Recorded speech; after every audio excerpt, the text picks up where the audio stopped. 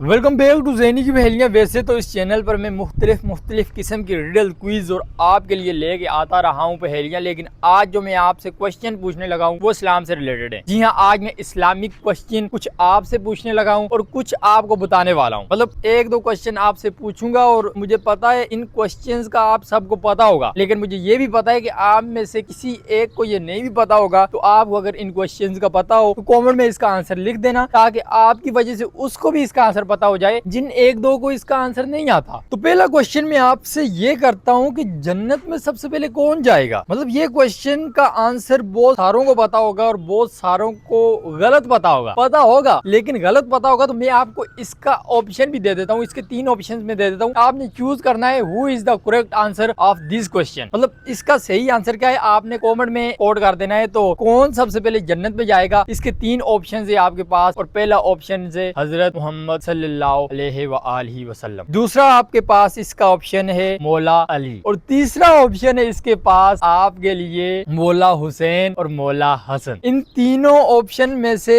Who is the correct option in this question, comment में आप इसको लिख दो। इन तीनों ऑप्शन में से सही कौन सा है उसको आप कमेंट में लिख दो। कौन सबसे पहले जन्नत में जाएगा, आपके पास 3 ऑप्शन है हजरत मोहम्मद सल्लल्लाहु अलैहि वसल्लम, मौला अली और हसन हुसैन। इन 3 ऑप्शन में से सही ऑप्शन कौन, पता आपको इसका पहले भी था और गलत भी पता था तो पता था, लेकिन अब आपने सही बताना है इसका आंसर कमेंट में। तो आप बता दो कमेंट में कि इसका सही आंसर कौन सा है। तो मैं आपको बता देता हूँ अब इसके बाद दूसरा क्वेश्चन। और दूसरा क्वेश्चन मेरा शायद आप मुसलमानों से है, ना शिया से है, ना सुन्नी से, ना अहले बंद से, ना देवबंद, जो भी फिरके हैं, मेरा किसी से नहीं है। मेरा आप अगर मुसलमान हो, आप मुस्लिम हो, तो मेरा ये क्वेश्चन आपसे है। मुहर्रम चल रहा है तो इससे रिलेटेड मैं आपसे पूछ लेता हूँ, क्या मुहर्रम में मातम जायज है? ये सर नो करना है मेरे को। इसका आंसर दलील से चाहिए, और अगर दलील से चाहिए तो दलील ऐसी हो कि मैं वो सुन के खुद मातम करने लग जाऊं अगर मातम सही हो तो। और अगर आपकी दलील ऐसी हो कि मातम करना नहीं सही, तो जो मातम करते हैं आपकी दलील को पढ़ के वो भी करना छोड़ दें। दलील ऐसी हो, मतलब ऐसी दलील ना हो कि जो पहले हमने सुनी है, जैसा कि शिया कहते हैं करना जायज है, सुन्नी कहते हैं नहीं करना जायज, तो ऐसी मेरे को नहीं चाहिए। मैं अभी नहीं करता, मतलब मेरे पास ऐसी दलील है कि मैं जो पढ़ के नहीं करता। अगर आपके पास ऐसी कोई दलील है कि मैं पढ़ के करने लग जाऊं, तो आप कमेंट में इसका आंसर लिख दो ऐसा कि मैं वो पढ़ के मातम करना स्टार्ट कर दूं। लेकिन अगर आपके पास ऐसी दलील है कि कोई पढ़ के मातम करना छोड़ दे, तो वो भी कमेंट में लाजमी लिखना। इससे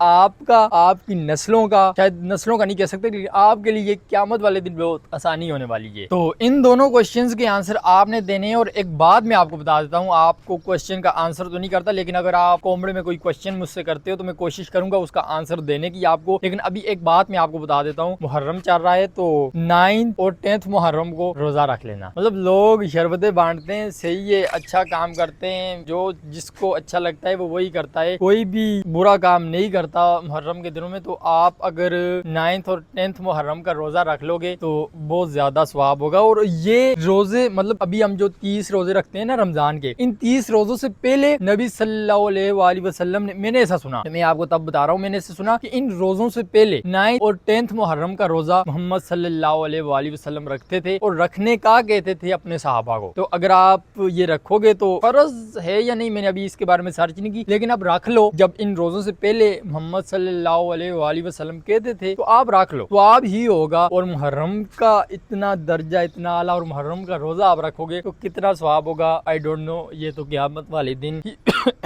पता चलेगा। तो रख लेना, ये बात आपको बतानी थी। और 2 आंसर्स आपने देने इससे पहले जो मैंने आपसे क्वेश्चन पूछे थे, ताकि मुझे भी बहुत सारा क्लियर हो जाए और आपका कमेंट पढ़ के और बहुत सारे लोगों को क्लियर हो जाए जो अभी फंसे हुए हैं कुछ मसाइल में। ये थे 1-2 क्वेश्चंस जो मैंने आपसे पूछे। और अगर आपको लगे कि मुझे इससे रिलेटेड ही कंटेंट बनाना चाहिए, क्योंकि इससे पहले मैंने ऐसे क्वेश्चन इस्लाम से रिलेटेड में अपनी वीडियो इससे पहले नहीं बनाई, और अगर आप कहते हो तो मैं बनाना स्टार्ट कर दूंगा, ताकि बहुत सारे लोगों के बहुत सारे क्वेश्चंस भी इन वीडियो से हल हो सके, उनको जवाब मिल सके, जिनको नहीं पता उनको पता चल सके। अगर आप कहते हो तो मैं इस तरह का कंटेंट स्टार्ट कर दूंगा। तो मिलते हैं नेक्स्ट किसी ऐसी वीडियो में, तब तक के लिए tata bye bye, see you. और अगर आपको जाननी है इसी तरह के आंसर क्वेश्चन इस्लाम से रिलेटेड या फिर किसी और पहेलियों के आंसर, तो ज़ैनी की पहेलियाँ के चैनल को सब्सक्राइब कर दो। इस चैनल पर मैं आपके लिए ऐसी ही नई नई पहेलियाँ, रिडल क्विज और इस्लामिक क्वेश्चंस लेके आता रहता हूँ।